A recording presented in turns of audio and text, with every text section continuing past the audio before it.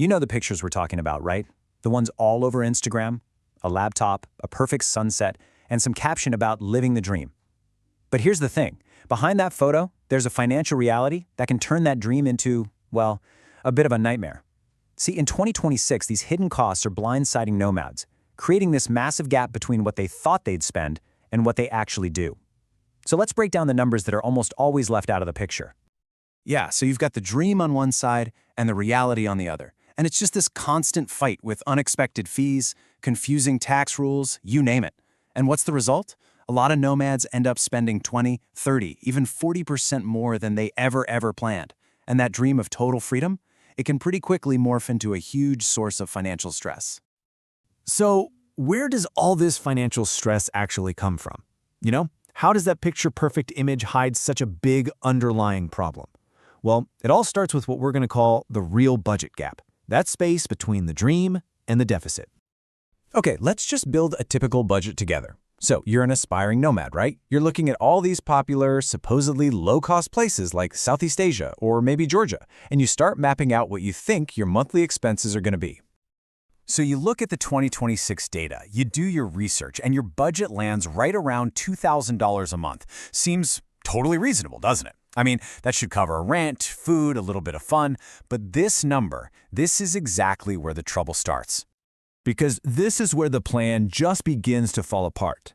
You have to start factoring in all the costs that nobody ever puts in their How I Live on $1,000 a month blog posts, these invisible expenses that just relentlessly add up month after month. On average, you're looking at an extra $400 to $800 tacked on every single month. Now, we're being kind of conservative here with $600 for our example, but you got to keep in mind, for a lot of people, it's actually much higher than that. And this chart, this just lays it all out. That $2,000 plan, it's suddenly a $2,600 reality. That is a 30% jump from what you planned for. And that kind of difference, man, that can drain your savings account so fast. So here's the crucial point. This isn't some small leak in your budget. It's a flood. When you look at it annually, that gap turns into a staggering shortfall of nearly $5,000 to $10,000. Think about that. That's a whole vacation, a huge chunk of retirement savings, or maybe the seed money for your next business idea. Just gone. So, where in the world is all this extra money going? Well, to really get it, it helps to think of these costs as your own personal trade barriers. They're like obstacles you have to pay to get over, just to move your life and your work from one country to another. This quote on the slide really frames the issue perfectly. Countries are literally competing for talent. They want you to come. But just like with international trade, every single border you cross, every currency you have to exchange, it all comes with a transaction cost. And guess who's paying for it? You are. And this table here breaks it all down for you. Just look at these categories. We've got Forex tariffs, tax traps, all the way down to the basic costs of just hauling your gear around the planet. Let's dive into a few of the biggest ones that really catch people by surprise. First up, what you can think of as Forex tariffs. Every time you convert your home currency, or pay with a foreign card, or even just pull cash from an international ATM, you are probably losing 3 to 5%. It's basically a hidden tax on every single thing you buy. It's death by 1,000 cuts. Okay, next up is a huge one, tax residency traps. So many nomads have no idea that if you stay in one country for more than 183 days, you can suddenly be considered a tax resident there. And that means a complicated, totally unexpected bill for local taxes. Now, if you're an American, yeah, the foreign earned income exclusion can help, but trust me, trying to avoid getting taxed twice is an absolute minefield. And of course, you can't just set up shop and work wherever you want. As this chart shows, visa fees are a massive part of the cost. You're paying application fees that can run from under $100 to over $2,000. And then there's the income proof. A lot of countries won't even look at you unless you can prove you're making thousands of dollars every month.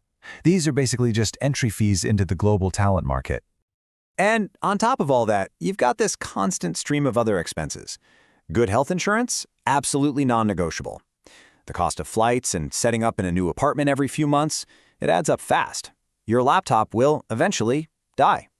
And that temptation to overspend in those trendy nomad hubs, oh yeah, it's very real. Okay, I know, that all sounds pretty bleak. But it doesn't have to be that way. The good news here is that with some really smart planning, you can actually navigate these challenges, you can lower those trade barriers, and you can make this lifestyle work for the long haul. So how do you actually do it? Well, here are 4 crucial steps. First, create a budget buffer.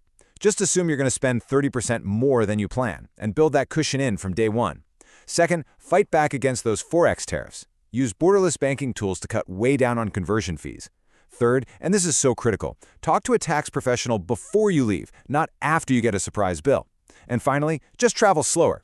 Staying put for a few months at a time absolutely slashes your moving costs and kills the need for those expensive visa runs. So what's the bottom line here? The incredible freedom that comes with this lifestyle, it isn't really free. It demands a completely new level of financial awareness and discipline. It's a trade-off, really, between that feeling of total freedom and having a strategic plan. And that brings us to the final question you really have to ask yourself. What is the true price of that freedom, and are you really prepared to pay it?